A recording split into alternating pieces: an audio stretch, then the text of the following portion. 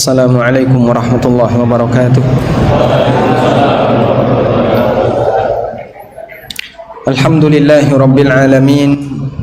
Wassalatu wassalamu ala ashrafil mursalin Nabiina wa maulana Muhammadin wa ala alihi wa sahbihi ajma'in. Wa ashhadu an la ilaha illallah wahdahu la syarika lah. Wa ashhadu anna Muhammadan abduhu wa rasuluh sallallahu alaihi wa ala alihi wa sahbihi wa man tabi'ahum bi ihsanin ila yaumiddin. Alhamdulillah, puji syukur kita haturkan kehadirat Allah. Dialah zat yang mempertemukan hati-hati para hambanya di atas iman. Dan di sini kita bisa berkumpul di Masjid Al-Hikmah. Ini kecamatan apa, Pak? Patean.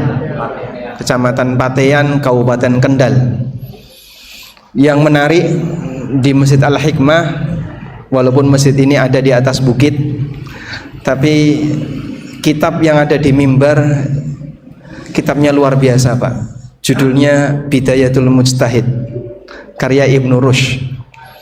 Itu kitab disebut oleh para ulama sebagai ensiklopedi ikhtilaf, sehingga isinya membahas tentang aneka perbedaan pendapat di 4 madhab. Di masjid yang mungkin jauh dari Yogyakarta, tapi pembahasannya sudah ranah fikih perbandingan madhab. Kalau nggih boten nanti menyampaikan kajian isinya tentang itu, ya, meskipun dulu waktu kuliah itu termasuk salah satu kurikulum yang dipelajari untuk materi fikih. Baik, ada kajian rutin Bidayatul Mujtahid? Ada? Atau cuman dipasang di mimbar saja? Wonten? Wonten? Kajian Bidayatul Mujtahid. Masya Allah. Berarti jamaah sini pintar-pintar, Pak. Alhamdulillah nggih. Nggih nyuwun sewu nek kula nguyahi segara berarti ini. Baik. Tema kajian kita tidak membahas tentang masalah fikih, tapi membahas seperti yang tertera di background, antara usaha dan takdir. Bapak Ibu yang kami hormati, ketika Ramadan Allah menyediakan untuk kaum muslimin satu malam yang sangat istimewa. Namanya malam apa? Lailatul Qadar. Niku sing bener dibaca Lailatul Qadri napa Lailatul Qadari? Sing bener pripun macane? Lailatul Qadar atau Lailatul Qadri? Dalnya disukun apa dalnya di fathah? Disukun. Berarti nyebut yang benar itu Lailatul Qadar atau Lailatul Qadri? Pripun? Sak nyebute sing penting bener ngoten nggih. Baik. Kalau dalam ayat gimana? Inna anzalnahu fi lailatil qadri. Dalil disukun apa di fathah? Disukun. Fi lailatil qadri. Dalnya disukun. Sebenarnya bisa dibaca dua-duanya. Jenengan maca Lailatul Qadri saged, diwaca Lailatul Qadari nggih saged. Meskipun beda arti. Kalau dibaca Lailatul Qadri, Al-Qadru itu artinya kemuliaan. Allah Subhanahu wa taala berfirman mengomentari orang-orang musyrikin, wa ma qadarullaha haqqa qadri. Mereka tidak memuliakan Allah dengan cara pemuliaan yang sebenarnya. Itu diungkapkan oleh Allah dengan kalimat haqqa qadri. Niki napa wedang jambu napa wedang jeruk? Jeruk itu. Oh, wedang jeruk. Karena di sini banyak jambu ya. Baik. Sehingga kalau disebut dengan Lailatul Qadri artinya adalah malam kemuliaan. Karena malam itu Allah turunkan para malaikat, tanazzalul malaikatu, dan Allah turunkan ar-ruh. Ar-ruh niku sinten? Jibril alaihissalam. Tanazzalul malaikatu war-ruhu fiha biizni rabbihim min kulli amrin salam hiya hatta matla'il fajr. Kemudian bisa juga dibaca Lailatul Qadari, dalnya di fathah. Nek jenengan moco dengan dalnya di fathah Lailatul Qadar, itu artinya malam takdir. Karena kata qadar itu artinya takdir. Maka kita ketika menjumpai musibah atau sesuatu yang tidak kita sukai, Nabi sallallahu alaihi wasallam menyarankan agar kita mengucapkan qadarullah wa ma syaa fa'ala. Qadarullah wa ma syaa fa'ala. Ini adalah takdir Allah, dan apa yang Allah kehendaki pasti terjadi. Baik. Selanjutnya jamaah dimuliakan Allah Subhanahu wa taala, berkaitan dengan masalah takdir, ini termasuk di antara materi lanjutan. Kenapa disebut sebagai materi lanjutan? Karena pembahasan iman kepada masalah takdir itu umumnya dibahas oleh para ulama di bagian akhir. Bagian awal biasanya yang dibahas adalah materi tentang iman kepada Allah, iman kepada para malaikat, iman kepada kitab-kitab, baru iman kepada takdir dibahas di ujung. Dan memang urutan rukun iman nggih ngoten niku. Urutan rukun iman, iman kepada takdir ada di urutan nomor berapa? Nomor 6. Sebagaimana disebutkan dalam hadis dari Umar bin Khattab radhiyallahu anhu yang dikenal dengan hadis Jibril. Coba yang ketua takmir Masjid Al-Hikmah pundi ketua takmir? Wonten. Oh, masya Allah. Berarti yang nyuguhkan tadi ketua takmir ya? Masya Allah. Oh, di belakang. Baik. Hadis Jibril niku riwayat sinten? Wakil takmir. Mesti ini nggak hafal nih. Ngaji ini wis Bidayatul Mustahid. Hadis Jibril itu isinya tentang apa? Membahas tentang iman, Islam, ihsan, satu lagi tanda hari kiamat. Baik. Ketika Nabi SAW bertanya atau ditanya oleh Jibril, akhbirni anil iman, wahai Muhammad, jelaskan kepadaku tentang apa itu iman. Lalu Nabi SAW menjelaskan tentang rukun iman. Jumlahnya pinten Pak? Ada 6. Nyun sewu, monggo dipun sebatakan Pak. 1 sebelahnya. Iman kepada Allah, para malaikat, kitab, rasul,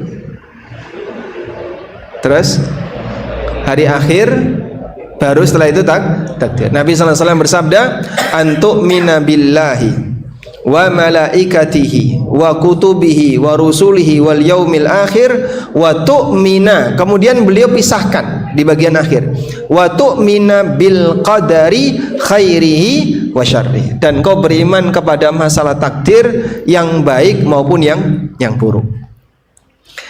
Dan Nabi SAW ketika menyebutkan tentang masalah takdir, beliau pisahkan dari yang lain. Engkau beriman kepada Allah, para malaikat, kitab-kitab, para rasul, hari akhir, dan kau beriman kepada takdir. Dibaleni lagi, dan kau beriman kepada takdir. Ini menunjukkan bahwasanya Rasulullah SAW memberikan penekanan terkait iman kepada masalah takdir. Jangan catat bagian ini ya. Nabi SAW memberikan penekanan berkaitan dengan iman dalam urusan takdir. Kenapa Pak kok diberi penekanan? Ada sebab apa sehingga iman terhadap masalah takdir itu diberi penekanan? Para ulama menjelaskan karena iman dalam masalah takdir itu penyimpangan yang terjadi pertama kali di kalangan umat Muhammad SAW disebabkan karena gagal paham, disebabkan karena keliru dalam memahami iman terkait masalah takdir. Makanya kalau kita lihat ya, dalam sejarah kaum muslimin, dalam sejarah perjalanan kaum muslimin dari zaman Nabi Muhammad SAW sampai zaman kita, ada kelompok-kelompok menyimpang. kelompok-kelompok menyimpang niku nek dalam kurung rodok bahasa kasar yang kelompok sesat ngoten nggih. Kelompok menyimpang itu latar belakangnya ada dua. Yang pertama ada kelompok menyimpang yang dilatar belakangi karena politik. Niku contohnya apa Pak? Kelompok Khawarij yang memberontak sinten? Ali bin Abi Thalib, mengkafirkan para sahabat kecuali sahabat yang meninggal sebelum peristiwa tahkim perdamaian antara Ali dan Muawiyah. Ini disebut dengan kelompok Khawarij. Orang terima dengan keputusan Ali. Sampai Ali bin Abi Thalib dikafirkan, Muawiyah bin Abi Sufyan dikafirkan, para sahabat sedaya dikafirkan. Ini kelompok yang pertama, kelompok Khawarij. Mereka menyimpang karena urusan politik. Kelompok yang lain yang menyimpang karena alasan politik adalah Syiah. Syiah niku menyimpang, dia tidak mau untuk mengikuti jalannya kaum muslimin karena latar belakang politik. Dados wonten kelompok menyimpang yang dilatar belakangi karena politik. Yang kedua, ada kelompok menyimpang yang latar belakangnya adalah pemikiran. Kelompok yang salah, yang sesat, yang tersesat, yang latar belakangnya adalah karena salah dalam memahami ajaran agama. Nah, kelompok menyimpang yang latar belakangnya karena pemikiran, pertama kali yang muncul niku sekte Qadariyah. Sekte apa? Qadariyah. Sekte Qadariyah sudah muncul di zaman Ibnu Umar radhiyallahu anhu. Ada seorang yang dia pinter berdebat, pinter ngomong, yang berasal dari daerah Baghdad. Orang ini bernama Ma'bad bin Khalid al-Juhani. Dan ketika orang Baghdad itu datang ke Mekah, mereka melaporkan tentang keberadaan Ma'bad al-Juhani. Ma'bad itu punya keyakinan bahwa kejadian itu bersifat tidak karena ciptaan Allah, tapi bersifat tiba-tiba. Al-amru unufun. Kejadian itu bersifat tiba-tiba, Allah tidak menakdirkannya. Lalu ketika dilaporkan kepada Ibnu Umar, maka Abdullah bin Umar mengatakan, akhbirhum anna Ibnu Umar bari'un minhum. Sampaikan kepada mereka kalau Ibnu Umar beda agama dengan mereka. Ibnu Umar beda agama dengan mereka. Maka bagi para sahabat, tidak mengimani takdir sama dengan keluar dari Islam. Dan kelompok Qadariyah itu muncul di zaman para sahabat. Disebabkan karena apa tadi? Gagal dalam masalah iman kepada masalah takdir. Dari sinilah kita bisa memahami kenapa Nabi Sallallahu Alaihi Wasallam beliau menekankan berkaitan dengan iman kepada masalah takdir. Baik, selanjutnya Bapak Ibu yang kami hormati, ketetapan Allah itu ada dua. Ketetapan Allah wonten kalih. Yang pertama ada yang disebut dengan ketetapan syar'i. Napa niku Pak ketetapan syar'i? Ketetapan syar'i adalah ketetapan yang bentuknya perintah, larangan, dan aturan. Contohnya perintah salat, perintah poso. Contoh larangan, larangan praktek riba, larangan berbuat maksiat, larangan berzina, larangan ini, larangan ini. Contoh yang sifatnya aturan, ada syarat sholat, ada rukun sholat, ada syarat ibadah A, ada syarat ibadah B, dan seterusnya. Kapan ibadah dinilai sah, kapan ibadah dinilai batal, sedaya wonten aturannya. Sehingga nggak bisa Pak wong ibadah sakarepe dhewe. Karena kalau ibadah tidak sesuai aturan sakarepe dhewe ora ditampa. Makanya kalau ada orang misalnya, aku wis menghubungi Tuhan, kapan riyo dino Jumuah, lawang bulan tasik kelihatan demikian terang kok wis masuk tanggal 1 Syawal. Sehingga orang ini, kelompok ini, dia tidak berpuasa padahal masih di bulan Ramadan. mulai dari Jumat, Sabtu, Ahad, Senin, Selasa, 5 hari ya, 5 hari, Masya Allah, sehingga meramaikan khazanah Indonesia, Masya Allah. Tidak ada negara yang hari rayanya paling banyak kecuali Indonesia. Nek dhisik kan sing rame An-Nadir, biasanya An-Nadir itu mendahului 3 hari, baru setelah itu Naksabandia, kemudian terjadi perbedaan antara hisab dan ru'yah, kemudian setelah itu sekte apa lagi, mungkin kurang lebih ada 5 kali hari raya di Indonesia. Yang paling pertama Jamaah Gunung Kidul. Ini aneh ya, makanya kadang saya sampaikan kepada kaum muslimin ya, kalau menghadapi seperti ini bagaimana Pak, jenengan layak bersyukur kepada Allah. Padang Arafah tidak ada di Indonesia. Coba jenengan bayangkan, andaikan Ka'bah, Masjidil Haram dan Padang Arafah di Indonesia. Wong Arab wukuf niku lho bingung, Pak. Niki wukuf tanggal piro? 9 Dzulhijjah. Nah, 9 Dzulhijjah dina apa? Nah, sampean melu sing ndi? Dadi ana wong Malaysia teko ning Indonesia Arab wukuf, bingung. Engko wong luar negeri, wong Saudi rene Arab wukuf, do bingung. Karena wukufnya ada banyak versi. Ini versi An-Nadir, versi Naksabandia, versi Aulia, atau versi mana lagi. Jadinya aneh. Sehingga tidak ada negara yang paling kaya hari raya selain Indonesia. Itulah Indonesia, Masya Allah. Keajaiban tanah air kita. Baik. Terus gimana Pak kalau kayak gitu Pak? Lah kalau salah ya disalahkan. Sehingga nggak bisa orang kemudian beribadah kok sakarepe dhewe ya. Aturan-aturanku dhewe sakarepe, nggak bisa. Sampai ini menjalankan ibadah kepada siapa? Kepada Allah. Syariatnya milik siapa? Milik Allah. Oleh karena itu ikuti aturan yang telah Allah tetapkan. Karena aturan Allah itu ketetapan Allah. Ketika orang melakukan ibadah tidak sesuai dengan ketetapan Allah, maka ibadahnya tidak diterima. Yang nomor 2, ya, saya ulangi lagi. Yang pertama tadi ketetapan apa? Syariat. Bentuk ketaatan kita kepada ketetapan syariat, ibadah kita kepada ketetapan syariat adalah melaksanakan perintah, menjauhi larangan, dan mengikuti aturan, netepi aturan. Baik. Yang kedua, ada ketetapan yang bentuknya ketetapan takdir. Napa niku Pak ketetapan takdir? Semua yang terjadi di alam ini adalah ketetapan takdir. Semua yang Allah ciptakan itu ketetapan takdir. Semua yang kita jumpai di kanan kiri kita itu ketetapan takdir. Untuk bentuk ketetapan takdir, makhluk tidak bisa menghindari.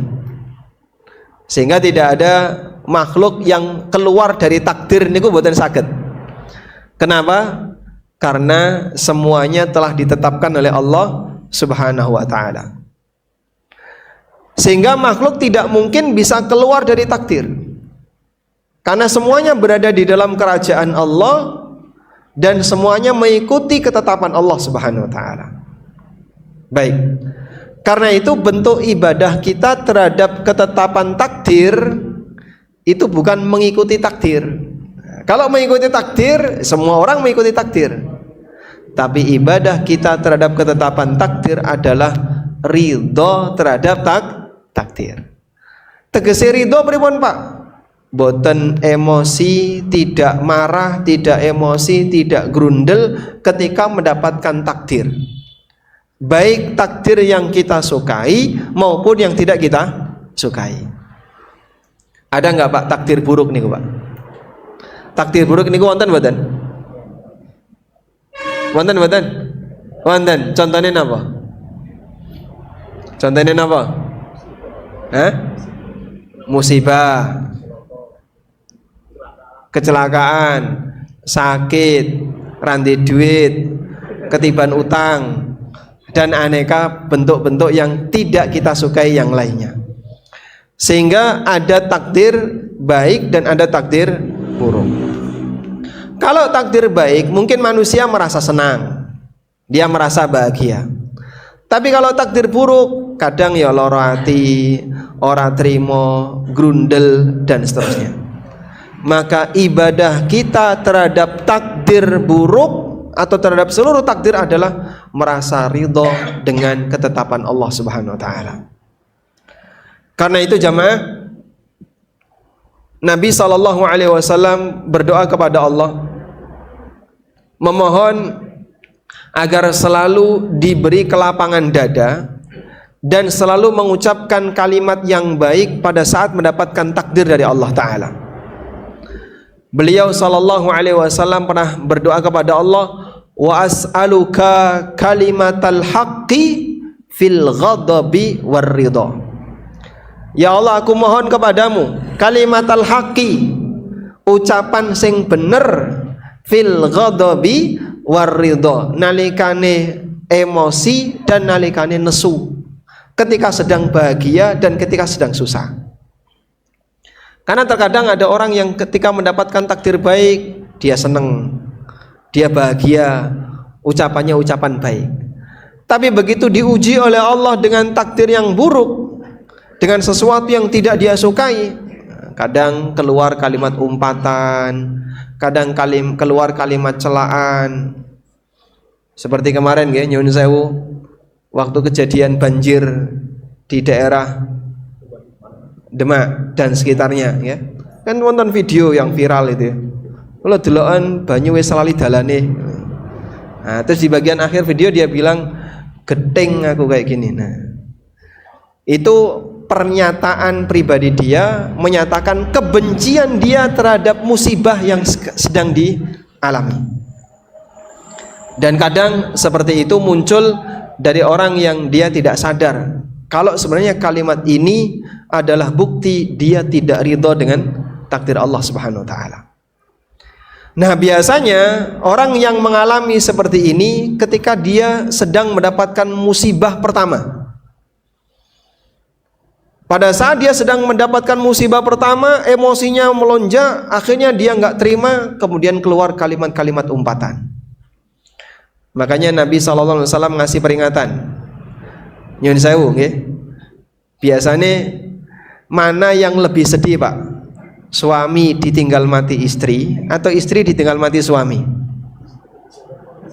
Yang lebih sedih yang mana biasanya, Pak? Nggih?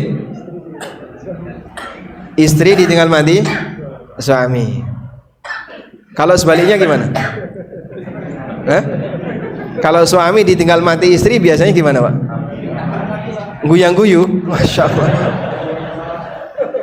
Tapi kendal ngoten niku, Pak. Subhanallah. Baik. Biasanya ya umumnya mana yang lebih sedih? Istri ditinggal mati suami ataukah suami ditinggal mati istri? Biasanya istri ditinggal mati suami. Baik.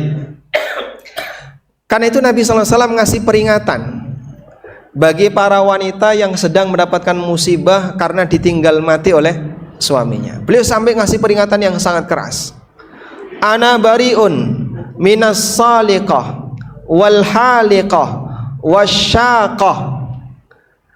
Aku berlepas diri dengan orang yang al-haliqah, yang gundul rambut, wasyaqah, yang jambak-jambak rambut, jambak-jambak baju, wassaliqah, yang bengak-bengok, teriak-teriak, limauti ahadin, disebabkan karena kematian seseorang. Nah, biasanya kejadian kayak gini dialami oleh wong wedok, oleh perempuan. Seorang wanita yang ditinggal mati oleh suaminya, kadang dia nggak terima, terus nangis, bengok-bengok, gulung-gulung nggak karuan. Dan di zaman jahiliyah wanita seperti itu. Bahkan sebagian di antara mereka kalau suaminya mati, drijine potong siji. Kalau dia nikah lagi kok mati meneh, potong lagi. Jadi rabi wing 5 mati kabeh kentekan driji. Sebagai wujud rasa empati dia karena sudah ditinggal mati oleh suaminya. Kesedihan itu diungkapkan dengan cara kayak gitu, Pak. Ada yang jambak-jambak rambut, ada yang jambak-jambak baju, ada yang nangis gulung-gulung. Sampai Rasulullah SAW ngasih peringatan yang sangat keras. Wong wedok kaya ngene, Nabi SAW berlepas diri darinya. Artinya itu dosa besar. Karena ini merupakan bukti dia tidak terima, tidak ridho dengan takdir Allah. Nangis nalikane dapat musibah boleh nggak Pak? Kalau ditinggal mati oleh kerabat kita terus kita nangis boleh nggak? Boleh? Sing boten angsal niku sing pripun? Sing bengak-bengok. Nangisnya karo bengak-bengok, karo gulung-gulung, karo jambak-jambak rambut, kadang ada yang membentur-benturkan kepalanya. Di zaman jahiliyah sampai wong wedok niku gundul rambut. Bojone mati langsung gundul rambut. Walhamdulillah tradisi ini tidak ada di zaman kita. Kalau yang nangis gulung-gulung banyak. Dan itu semuanya dosa besar. Kenapa dosa besar? Karena ini salah satu di antara bukti bahwa yang bersangkutan tidak ridho dengan ketetapan Allah. Baik, kalau sebatas nangis, monggo. Nabi Muhammad SAW ketika putra beliau meninggal dunia yang bernama Ibrahim, di pangkuan Nabi SAW Ibrahim meninggal. Ibrahim waktu itu di usia kurang lebih 1 tahun. Dan itu anak laki-laki satu-satunya setelah Nabi SAW hijrah ke kota Madinah. Yang lainnya sudah meninggal. Maka Ibrahim pada waktu beliau meninggal dunia, Nabi SAW menangis. Sahabat kemudian merasa kaget. Ya Rasulullah, tabki. Ya Rasulullah, Anda nangis. Seorang Nabi ditinggal anaknya mati kok.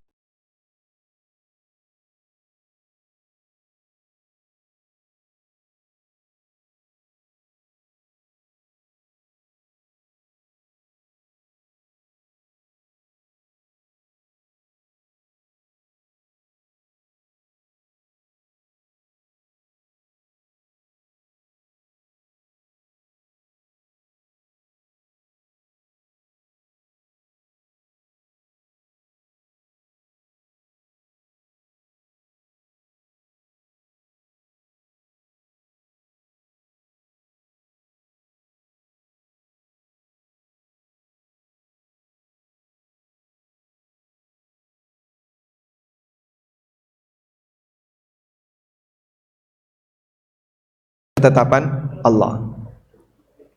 Sampai Nabi SAW ngasih peringatan agar kalau ada orang yang meninggal nek ngomong sing hati-hati. Fa innal malaikata tu'amminuna ma taqulun. Karena para malaikat itu mengaminkan apa yang kalian ucapkan. Sehingga nalikane jenazah itu masih ada di rumah, orang pada layat, terus do sholat jenazah, ada yang duduk-duduk di situ, maka Nabi SAW ngasih peringatan, jangan mengucapkan kecuali kalimat yang baik, karena ucapannya diaminkan oleh para malaikat. Makanya para pentakziah kudu hati-hati. Bojone wis mati, biasane seduluk meneh sing wedok nyusul, amin. Diaminkan siapa? Malaikat. Dan kadang ibu-ibu juga enggak perhatian. Kalau bapak mati terus nasib kita gimana Pak? Nanti kita enggak makan. Amin. Hati-hati nih Gung. Agar orang menjaga lisannya pada saat dia sedang mendapatkan musibah. Sebab di waktu orang sedang mendapatkan musibah bisa jadi doanya mustajab. Maka Nabi SAW mengajarkan ketika kita sedang mendapatkan musibah, kita minta kepada Allah 2 hal. Yang pertama apa Pak? Minta agar diberi pahala atas musibah itu. Yang kedua, minta agar diberi ganti yang terbaik atau diberi ganti yang lebih baik. Nabi SAW mengajarkan kalimat doa, Allahumma jurni fi musibati wakhluf li khairam minha. Ya Allah, berikanlah pahala terhadap musibah yang sedang aku alami dan gantikanlah aku dengan sesuatu yang lebih baik. Kita belajar seperti ini. Perlu belajar saged ridho nalikane dapat musibah. Dan ridho itu diwujudkan dalam bentuk tidak mengucapkan kalimat yang tidak baik ketika dapat musibah. Nek loro ati pripun, Pak? Ada 2 ya yang perlu dibedakan. Ada sedih, ada sakit hati. Sama atau beda? Beda ya? Baik. Kalau sedih, dia merasa kehilangan sesuatu. Kalau lara hati, itu benci terhadap benci terhadap subjek tertentu. Saya ulang ya. Kalau sedih, itu bentuknya apa? Dia merasa kehilangan sesuatu. Kalau benci, dia tidak suka ya, dengan sesuatu. Kalau sedih boleh, tapi kalau benci tidak boleh. Karena benci ketika dapat musibah berarti dia membenci siapa? Allah Subhanahu wa ta'ala yang telah memberikan takdir itu. Maka orang ketika dapat musibah sedih pripun toh, sapiku hilang ya Pak, aku sedih, monggo tidak masalah. Ketika orang dapat musibah sedih karena misalnya suaminya meninggal, istrinya meninggal, anaknya meninggal, saudaranya meninggal, silahkan. Tapi kalau sampai ratrimo, benci, nah ini berbahaya. Karena Allah juga menilai kondisi batin hamba. Nah seperti ini butuh latihan jamaah. Jenengan sakit berlatih bagaimana ketika kita dapat musibah, paksa hati kita untuk ridho dengan ketetapan Allah. Nah salah satu di antara doa yang bisa kita baca adalah kita minta kepada Allah, wa as'aluka kalimatal haqqi fil ghadabi war ridha. Dan aku memohon kepadamu ya Allah kalimat yang benar nalikane nesu lan nalikane seneng, ketika kita sedang bahagia dan ketika kita sedang sedih. Baik, selanjutnya jamaah, berkaitan dengan masalah takdir. Di sana ada takdir baik dan ada takdir buruk. Kok Pak, kok bisa Pak takdir ada yang baik ada yang buruk? Katanya semua perbuatan Allah itu baik. Terus yang dimaksud takdir ada yang baik ada yang buruk itu adalah dilihat dari makhluk yang menerima takdir. Kula baleni meleh, saya ulangi ya. Takdir ada yang baik ada yang buruk itu dilihat dari mana? Dari makhluk yang menerima takdir. Tapi kalau dilihat dari perbuatan Allah, sedaya perbuatan Allah niku sae. Kalau dilihat dari perbuatan Allah, semua perbuatan Allah itu baik. Tidak ada perbuatan Allah yang buruk. Sehingga dibalik orang sedang mengalami musibah, pasti di situ ada sisi baiknya. Sisi baiknya apa Pak? Hikmah yang mungkin tidak diketahui oleh manusia. Di balik orang sedang mendapatkan musibah, di situ ada hikmahnya. Di situ ada sisi baiknya. Maka tidak ada perbuatan Allah yang buruk. Karena itu Nabi SAW pernah mengatakan dalam ikrar beliau, wal khairu biyadika wasyarru laisa ilaika. Seluruh kebaikan ada di tanganmu ya Allah, dan keburukan tidak boleh dikembalikan kepadamu. Meskipun semuanya adalah ketetapan Allah. Namun meskipun di situ ada takdir yang disebut sebagai takdir buruk, tapi takdir buruk ini dilihat dari sisi manusia dan makhluk yang menerimanya. Namun dilihat dari sisi perbuatan Allah, sedaya niku sae, semuanya itu baik. Karena itu walaupun kita sedang mendapatkan musibah, tapi makhluk tidak boleh mencelah Allah. Sebab seluruh perbuatan Allah niku baik. Sebaliknya ketika kita sedang mendapatkan musibah, diajarkan untuk tetap memuji Allah. Nabi SAW nalikane piyambake mendapatkan nikmat, maka beliau memuji Allah dengan kalimat alhamdulillahilladzi bi ni'matihi tatimmus shalihat. Dan ketika beliau sedang mendapatkan musibah, Nabi SAW tetap memuji Allah dengan mengucapkan alhamdulillahi ala kulli hal. Segala puji bagi Allah ala kulli halin, apapun keadaannya. Sebab Allah tetap maha terpuji walaupun hamba sedang diuji dengan musibah. Karena tidak ada perbuatan Allah yang buruk. Di balik musibah ada hikmah. Meskipun hikmah itu terkadang tidak diketahui oleh manusia. Baik. Wonten setunggalipun cerita. Diceritain nggak? Nggak usah ya. Baik. Kita lanjutkan. Pribon? Katanya nggak usah tadi. Perlu diceritakan nggak? Nggak usah. Lanjut. Biasanya saya ngantuk do tangi nek diceritani. Ya nyun saya ngantuk dijawili Pak. Ustadz Arab cerita. Baik, ada sebuah kerajaan yang dipimpin oleh seorang raja, dan raja ini punya perdana menteri. Perdana menterinya ini orang soleh, bahkan dia seperti penasehat spiritual bagi sang raja. Dan perdana menteri ini apapun kondisinya, beliau selalu mengucapkan kalimat fihi khair insyaallah. Insyaallah di sana selalu ada kebaikannya. Suatu ketika sang raja ini mengalami kecelakaan sampai akhirnya salah satu jarinya itu putus. Nah, raja merasa sedih karena jarinya putus.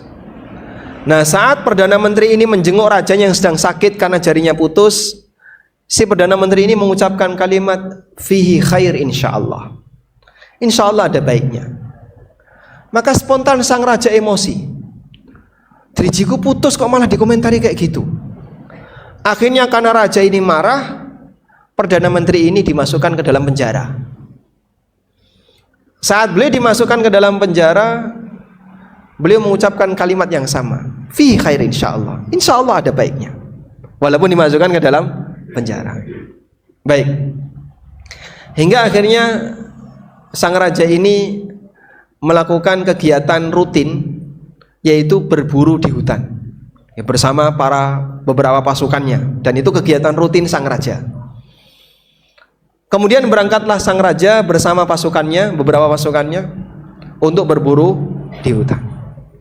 Karena saking semangatnya berburu, ketika dia mengejar sasaran, sampai akhirnya sang raja ini tersesat di dalam hutan, terpisah dari pasukan yang membersamainya.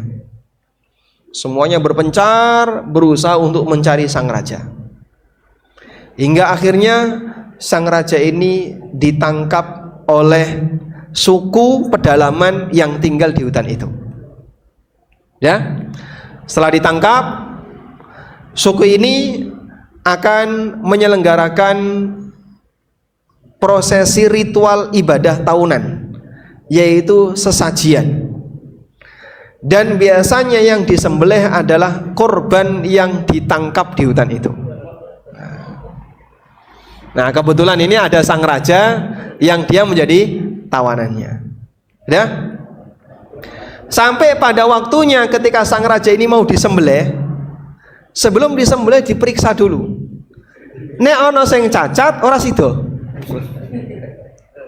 Nek ana sing cacat ora sida. Karena tidak boleh mempersembahkan untuk Tuhan kok yang disembelih cacat. Masya Allah. Meskipun wong musyrik ya saya ngerti kaya ngono, Pak. Akhirnya setelah diperiksa ternyata salah satu driji raja ini hilang. Loh kok jarinya hilang satu? Wah ini kambing cacat kayak gini. Kalau kambing cacat kan nggak boleh dipakai korban. Menungso cacat tidak boleh dipakai untuk sesajian kepada berhala mereka. Akhirnya dengan terpaksa tawanan ini dilepas. Timbangannya tidak ada manfaatnya, dilepas. Mereka nggak tahu ya. Mereka nggak tahu kalau dia adalah seorang raja, tidak kemudian minta tebusan kepada kerajaannya. Mereka nggak tahu. Pokoknya kepentingan dia mau dipakai sesajian, karena tidak memenuhi syarat ya dilepas. Hingga akhirnya sang raja ini ketemu dengan kelompoknya, ketemu dengan pasukannya, kemudian kembali ke istana. Baru di situ beliau sadar. Berarti apa yang kemarin disampaikan oleh perdana menteriku itu benar. Di mana beliau selalu mengatakan fihi khair insyaallah. Insyaallah di balik ini ada baiknya. Ya. Lalu kemudian setelah sampai di kerajaan, sang raja menghampiri Perdana Menteri itu, lalu Perdana Menteri ini dibebaskan. Kemudian sang raja ini tanya sama Perdana Menteri, saya sudah mendapatkan jawaban. Kenapa kamu mengucapkan fi khair insyaallah ketika jariku hilang? Tapi sekarang saya masih punya satu pertanyaan. Pada waktu kamu dimasukkan ke dalam penjara, kau mengucapkan kalimat fi khair insyaallah. Sekarang tolong jelaskan kepadaku, apa sisi baiknya kamu dimasukkan ke dalam penjara? Terus Perdana Menteri itu bilang, loh, wahai sang raja, apakah sang raja tidak ingat kalau saya selalu menyertai sang raja dimanapun sang raja ini bergerak, termasuk ketika jenengan sedang berburu. Nah kalau pas jenengan itu hilang saya ikut, berarti yang ditangkap yang kedua adalah saya. Nek sing jenengan duwe cacat drijine ilang loh, saya utuh gini kok. Andaikan saya ikut ketangkap, maka saya yang jadi korban disembelih. Walhamdulillah fi khair insyaallah. Maka meskipun masuk ke dalam penjara, tetap semuanya ada sisi baiknya. Subhanallah, keyakinan seorang hamba ketika dia sedang mendapatkan musibah, dia tahu Allah Subhanahu wa taala menciptakan hidup ini tidak datar. Sing jengene hidup kata Allah, al yauma nudawiluha bainan nas. Hari-hari di mana kami puter di kalangan manusia. Kadang neng dhuwur, kadang neng isor, kadang mubet-mubet, ora metu-metu nggih. Ya, bar utang meneh, bar utang meneh kan. Mubeng terus ning kono, Pak. Tapi seperti itulah hidup. Allah tidak ciptakan hidup ini selalu datar seperti ini. Nyun sewu, umur berapa Mas? 26, insyaallah. Sudah berkeluarga belum? Sudah. Baik. Sepanjang kehidupan Bapak sampai di usia 26 tahun ya. Mungkin pengalamannya tidak selama dengan yang usianya 60 tahun ya. Kehidupan jenengan datar atau naik turun? Naik turun. Banyak naiknya atau turunnya? Seimbang. Masya Allah. Bar naik mesti medun, bar turun mesti naik. Padha karo dalan Kendal ya. Munggah medun. Memang seperti itulah kehidupan. Sehingga seorang mukmin meyakini, kalaupun sekarang saya sedang mendapatkan musibah, ini tidak selamanya. Semuanya pasti akan ada perubahan. Sebab Allah tidak pernah menciptakan hidup ini datar. Maka ada satu ungkapan para ulama, dawamul hal minal muhal. Bagian dari hal yang mustahil adalah dawamul hal. Muhal itu artinya mustahil. Sesuatu itu mustahil ketika dia dawamul hal, cuman datar saja. Pasti sing jengene urip kadang ning dhuwur, kadang ning isor, kadang di atas, kadang di bawah. Tidak selamanya orang dalam keadaan selalu mendapatkan musibah. Meskipun orang itu hidupnya sangat tidak enak, meskipun orang itu hidupnya sangat tidak nyaman, tapi dia pasti akan ada satu kondisi dia mengalami kebahagiaan. Demikianlah keadaan kehidupan di dunia. Berbeda dengan kehidupan di akhirat. Nek urip ning akhirat cuma ada dua, nikmat abadi, yang satunya apa? Sengsara abadi. Sehingga sing urip ning swarga nikmat abadi. Tidak ada orang ning swarga kok mendapatkan kondisi tidak enak, itu tidak ada. Sing urip ning neraka sengsara abadi. Sehingga penduduk neraka sedetik pun tidak pernah mendapatkan kenikmatan. Allah cabut kenikmatan total di neraka. Makanya nggak ada istilah, Pak, katanya dalam teori biologi ini orang kan mengalami proses adaptasi lingkungan. Jadi nek wis suwe ning lingkungan panas ya suwe-suwe ya biasa panas. Akhirnya karena sudah teradaptasi dengan lingkungan, dia sudah tidak lagi merasa kepanasan. Kenapa? Karena sudah terbiasa dengan panas. Lah menungso ning neraka niku wis pirang-pirang tahun neraka, Pak. Mereka yang abadi di neraka berapa lama? Tanpa ujung. Nek dihitung pakai umur bumi tidak ada ujungnya. ribuan tahun, ratusan ribu tahun, jutaan tahun, dan tidak ada batasnya. Dan mereka tidak mati-mati. Rusak dibalik nomornya, rusak dibalik nomornya, gak mati-mati. Apa tidak mengalami adaptasi, Pak? Terus berevolusi, akhirnya jadi manusia-manusia api. Jadi nek kena geni ora krasa lara karena sudah berubah jadi manusia api. Ini bayangan wong sing kliru nih. Meremehkan bagaimana kondisi neraka. Walaupun penduduk neraka itu tinggal di neraka tanpa batas waktu, mengalami siksaan di dalam api ribuan bahkan jutaan tahun, namun mereka tidak pernah mengalami yang namanya nikmat sepeser pun. Baik. Sebaliknya penduduk surga, nggih. Nyun sewu. Panganan sing paling enak napa, Pak? Panganan menurut jenengan sing paling enak napa? Makanan yang paling enak. Menurut apa, Pak? Hah? Contohnya apa? Yang jenengan suka ya, Pak? Buah-buahan. Jambu termasuk. Durian. Senang durian betul. Baik. Yang paling disukai makanan apa? Jengkol. Jengkol. Paling suka jengkol ya. Andaikan setiap hari 3 kali sehari disuguhi jengkol, bosan nggak? Bosan. Jadi karakter hidup di dunia seperti itu ya. Kita walaupun punya makanan favorit, punya kesukaan tertentu. Contohnya seneng durian. Orang yang sangat demen dengan durian, seneng karo durian. Andaikan dia dikasih durian tiap hari 3 kali sehari seperti nasi, yakin bosan, blenger. Akhirnya jadi apa? Enek, blenger, dia nggak suka dan seterusnya. Itulah karakter hidup di dunia. Baik, coba bayangkan penduduk surga dimasukkan oleh Allah ke dalam surga. Semuanya setiap hari penuh dengan kenikmatan. Pak, apa ora bosen, Pak? Apa ora bosen? Jawabannya kenikmatan di surga niku ditambah. Sehingga orang yang berada di dalam surga, mereka kenikmatannya ditambah. Dapat nikmat grade 1, naik grade 2, naik grade 3, naik lagi, terus ditambah. Sehingga mereka tidak pernah merasa bosan. Sebaliknya, siksaan di neraka ditambah parahnya. Sedangkan di dunia, maka kondisi di dunia ada nikmat dan ada azab. Maka di tempat inilah tidak ada kehidupan yang cuma datar. Oleh karena itu jamaah, yakini sebuah prinsip dalam masalah takdir. Kalaupun kita sedang mengalami musibah, itu tidak akan terjadi selamanya. Pasti nanti akan ada perubahan. Baik. Kok amin? Sing diaminkan apa niku? Utangnya durung lunas mesti biasanya. Selanjutnya, lalu apa peran usaha manusia?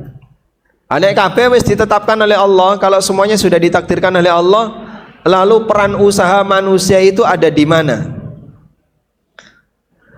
Peran usaha manusia karena mereka tidak tahu takdir, sehingga walaupun semuanya sudah ditetapkan, tapi kita semua tidak tahu di depan ada apa. Karena kita tidak tahu di depan ada apa, maka kita diperintahkan untuk bekerja yang terbaik, melakukan aktivitas yang terbaik. Sebab kita akan dihisap oleh Allah dengan kerja yang kita lakukan. I'malu fasayarallahu amalakum wa rasuluh. Bekerjalah kalian, beramallah kalian, maka Allah akan menilai amal kalian, dan demikian Rasulnya sallallahu alaihi wasallam. Maka manusia diperintahkan untuk bekerja karena manusia tidak tahu bagaimana kondisi takdir yang akan dialami, di depan ada apa, bagaimana akan dia dapatkan, dan seterusnya. Baik dalam urusan dunia maupun dalam urusan akhirat. Pak, katanya semua orang itu sudah ditetapkan amalnya. Wong apik ditetapkan amalnya, wong elek nggih sampun ditetapkan amalnya. Sing sugih ditetapkan rezekinya, sing randuwe ya ditetapkan rezekinya. Terus buat apa kita bekerja? Maka pertanyaannya, nopo jenengan ngerti takdir kok sampai bisa melihat kira-kira kamu nanti jadi orang kaya atau jadi orang miskin? Ya nggak ngerti. Oleh karena itu, karena kamu nggak ngerti, kerja. Sebagai bukti bahwasanya kamu tidak tahu terkait masalah takdir, kamu harus berusaha untuk mencari yang terbaik. Masalah hasil Allah yang menetapkan. Sehingga iman kepada takdir berkaitan dengan masalah kerja itu dilakukan setelah ada hasil. Nah, setelah ada hasil, antara sukses atau gagal. Di saat itulah orang diajarkan, nek sukses kamu harus bersyukur kepada Allah, nek gagal bersabarlah, karena ini semuanya adalah ketetapan Allah Subhanahu wa taala. Betul nggih? Sehingga dia diperintahkan untuk bekerja dalam rangka mencari yang terbaik. Masalah hasil nanti kembali kepada Allah Subhanahu wa taala. Dan perlu diperhatikan, satu-satunya zat yang bisa mewujudkan akibat tanpa sebab hanya Allah. Makhluk tidak bisa. Karena itu makhluk kalau ingin mewujudkan akibat, dia harus menempuh sebab. Allah Ta'ala bisa menciptakan akibat tanpa sebab. Innama amruhu idza arada syai'an ayyaqula lahu kun fayakun. Ketetapan Allah ketika Allah menghendaki sesuatu, ayyaqula lahu kun, Allah tinggal berfirman kun, maka jadilah. Nah, makhluk buatan sakit, Pak. Karena makhluk tidak punya kemampuan kun fayakun. Lah terus makhluk pripun? Monggo makhluk kalau mau mendapatkan sesuatu, dia harus berusaha meniti sebabnya. Sing pengen sugih kudu nyambut gawe. Ora iso kok kun fayakun metu duit dhewe, ora iso. Sing pengen pinter kudu napa? Sinau, kudu belajar. Ora iso kok kun fayakun pinter ngombe bekase ustate. Salah. Nyuwun sewu nggih. Jenengan kalau melihat ada sisa minuman kiai yang seharusnya dilakukan apa? Hah? Kalau melihat ada sisa minuman kiai yang harus dilakukan apa? Minta kepada kiai itu. Nyuwun sewu Pak Kiai, sunnah Nabi SAW suruh menghabiskan. Betul nggak? Betul. Jadi bukan sisanya buat rebutan, tapi kasih peringatan. Pak Ustadz nyuwun sewu, niku unjukane dereng telas. Sunnah Nabi SAW suruh menghabiskan. Ngerti nggih? Bukan dipakai rebutan. Apa pengaruhnya minum sisa minuman kiai? Hah? Ketularan watu. Ketularan watu. Hah? Baik. Banyak sekali orang punya keyakinan aneh berkaitan dengan masalah sebab dan akibat. Nek sampean pengen pinter, pengen apal Quran, golek ono Quran bekas, terus dibuat teh celup Quran. Masya Allah. Quran kok digawe teh celup. Kadang ada dipakai bubur Quran gitu. Dilumat dicampur karo banyu kemudian diminum. Ini justru bisa jadi menghina Quran. Karena kalau sampai ayat-ayat itu belum hancur ya, sehingga masih utuh kalimatnya terus masuk ke dalam perutnya, campur dengan apa, Pak? Kotoran. Campur dengan kotoran, campur dengan Masya Allah, waliyadzubillah. Tidak boleh Quran disikapi seperti itu. Terus yang benar pripun? Nah, saya pengen hafal Quran ya, kudu sinau Quran sing bener, menghafalkan Quran yang benar.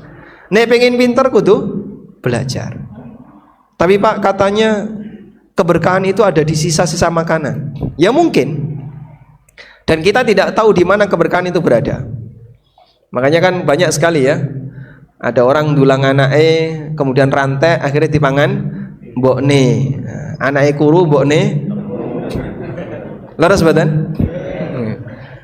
Karena bisa jadi keberkahan makanannya yang dapat siapa? Mbokne. Makanya sing bener mbokne mangan sisa dikekno anake. Ngoten niku. Anake pedesan masalah. Mbokne senengane pedes. Baik, kembali ke sini. Jadi kalau mau mewujudkan akibat, manusia harus menempuh sebab. Nah, sebab itu semuanya ada jalurnya. Sing pengen ngene ana jalure dhewe, sing pengen rezeki ana jalure, sing pengen pinter ana jalure, sing pengen sehat ana jalure. Tidak bisa semuanya pakai kun fayakun, sebab manusia tidak punya kekuatan kun fayakun. Dukun itu kenapa syirik? Karena seperti ini. Dia melanggar prinsip bahwa orang diajari mendapatkan akibat tanpa sebab. Sampean nek pengen sugih carane ngene, Pak. Kemudian dikasih tahu kudu poso, bar poso rantuk turu 3 hari 3 malam dan seterusnya. Ujungnya edan. Banyak orang yang gagal ya ketika dia mencari ilmu-ilmu yang enggak jelas, sehingga ketika dia tidak menempuh jalur yang benar beresiko karena mereka nyari bantuan jin dan setan. Baik.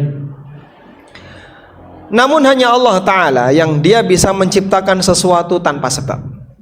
Oleh karena itu jamaah, kalaupun misalnya kita menjumpai, Pak, saya kemarin tuh usahanya kayak gini tapi Masya Allah kok hasilnya banyak. Keberkahan diturunkan oleh Allah kepada siapapun yang dia kehendaki. Tapi kita sebagai hamba tetap diperintahkan, bekerjalah kamu sesuai dengan kemampuan yang bisa kamu lakukan, sebab kita tidak tahu seperti apa takdir ke depan. Nah, selesai bekerja, maka di sana ada 2 keadaan, antara sukses dan gagal. Kalau sukses, kita diperintahkan jangan angkuh, jangan sombong, jangan ujub. Kembalikan semuanya kepada kuasa Allah. Sehingga seorang mukmin ketika mendapatkan nikmat, dia tidak merasa, oh ini karena aku iki wong pinter, karena aku adalah orang yang rajin, karena saya adalah orang yang serius ketika bekerja. Dia tidak seperti itu. Yang seperti ini perbuatannya korun. Makanya Allah ingatkan dalam Al-Quran cerita tentang Qarun. Nalikane Qarun itu mendapatkan nikmat yang banyak, apa yang dia katakan? Innama utituhu ala ilmin indi. Aku sugih kaya ngene karena aku iki wong pinter. Siapa yang ngomong kayak gitu? Qarun. Berbeda dengan Nabi Sulaiman alaihi salatu wassalam. Ketika beliau memerintahkan pasukannya untuk memindahkan singgasana Ratu Saba ke Syam. Falamma istaqarra indahu qal. Begitu Sulaiman melihat singgasana itu sudah berada di dekatnya, beliau memuji Allah. Lalu beliau mengatakan, "Hadza min fadli rabbi liyabluwani aashkuru am akfur." Ini adalah karunia dari Allah. Allah hendak mengujiku apakah aku bisa bersyukur ataukah jadi orang yang kufur. Maka orang ketika berhasil, cara yang benar menyikapi keberhasilan adalah kembalikan kepada sinten? Allah. Sebab semuanya ini Allah yang ngasih. Kamu hanya bisa menempuh sebab, masalah hasil Allah yang menetapkan. Yang kedua, ketika orang mengalami kegagalan. Kalau mengalami kegagalan terus gimana, Pak? Ketika kita mengalami kegagalan, maka kita diajarkan untuk ridho kepada takdir Allah. Ridho kepada takdir Allah dalam arti adalah kita selalu husnudzon. Insya Allah ini adalah pilihan terbaik yang Allah berikan untukku.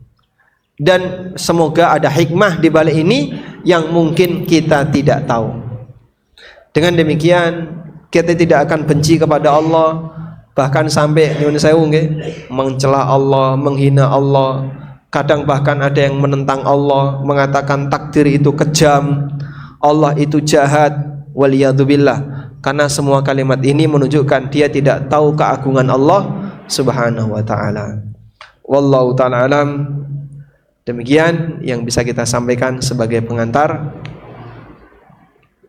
Dugi jam pinten?